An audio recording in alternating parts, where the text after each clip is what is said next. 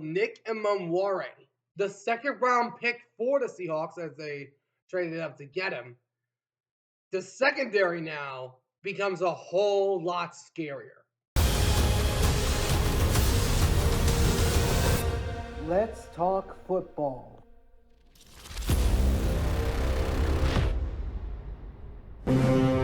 Alrighty, what's going on, everyone? Welcome back to the All Round Sports Podcast, where sports are everything on this channel. I'm your host, Antonio. Today, we are talking about the Seahawks, primarily the newest addition to the squad, new safety, Nick Emmanwori. This guy was projected to go in the first round, but fell to the Seahawks with the 35th overall pick that the Seahawks managed to trade up to get him. But their secondary was already scary enough. You got Julian Love, you got Josh Jobe, Witherspoon, Woolen, and Kobe Bryant as well. But dang, this squad has already gotten scary. And I believe Nick Emmanwori will make a very big presence early. Because, well, I'm going to explain in just a second. Before we get started, though, if you guys do enjoy this video, please sure to do me a favor. Smash that like button down below. Subscribe if you haven't already. For now, let's talk about Nick Emmanwori. Oh, Nick Emmanwori. I did not expect this man to fall to us. I had no idea. But the reason why I believe he can make an impact early on is he is a physical guy. He is the guy that can hit you right up inside your skull. That's the type of man he is. He's had comparisons to Cam Chancellor, one of the great Seahawk legends. And if I'm looking at the defense right now, I think this defense has a chance to be really good.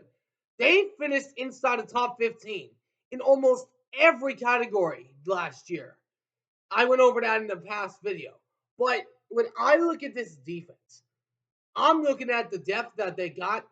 Derek Hall, that has been one of the best players on the squad, who led the team in sacks last season.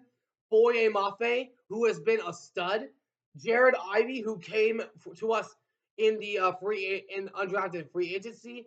Zay Alexander. And also, you still got a lot of guys. You still got Witherspoon, one of the best corners from that draft that he was picked up in. And now you pair that up with the best safety in this year's draft.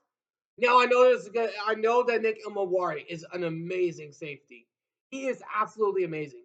I watched him during his time in South Carolina. I looked back and watched his highlights. This man is a game changer. He is an absolute game changer. This man, Nick Emmanwori, is really good. He is super darn good. He is one of our very solid safeties. And if I'm looking at that, you pair that up with Julian Love and Kobe Bryant, that secondary is going to be a whole lot scarier. And if I'm the Niners, I am terrified.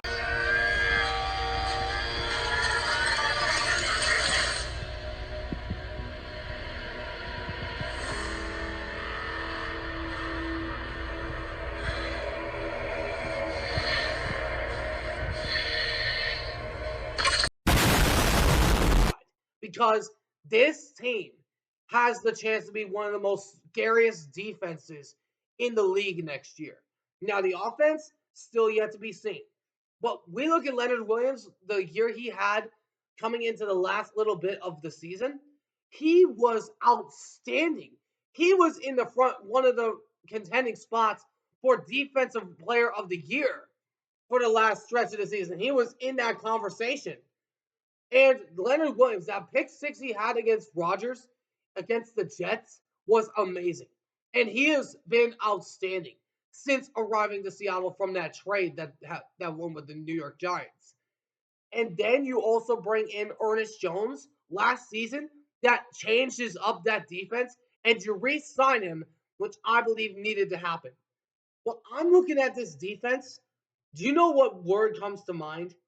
Hard hitting. Well, that's two words, but you know what I mean. This defense is looking so freaking physical right now. So freaking physical. This guy is amazing. This team is amazing. I really like the way this defense is looking. And this team went 10-7 last year. And it was mostly because of our defense and also Geno Smith. Now he's with the Raiders.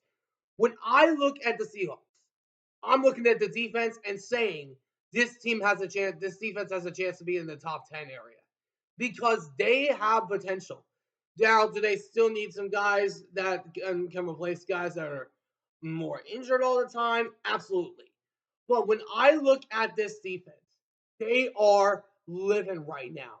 This defense has the chance to be one of the most scariest defenses that Seattle has seen since the Legion of Boom.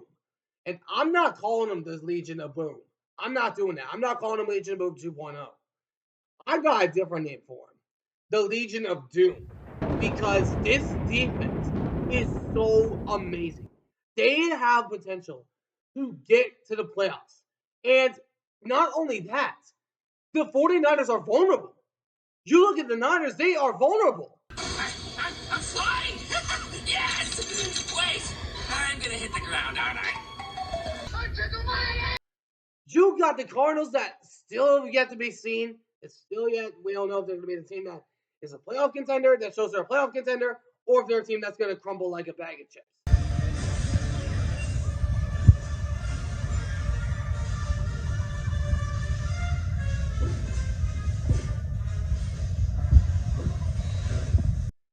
And then you got the Rams. Hurry up! I'm moving as fast as I can. There's a lot of tracks to cover up. That'll do it! If I'm looking at this team, they are right there with the Rams. Now, Sam Darnold did get crushed the last time that he faced the Rams, but the offensive line got better. They added Gray Zabel to help out with that, and then also along with Bryce Calabdu from Kansas. So I'm looking at this team. This team has a good chance to be a contender. Not saying Super Bowl contender like Cowboy fans.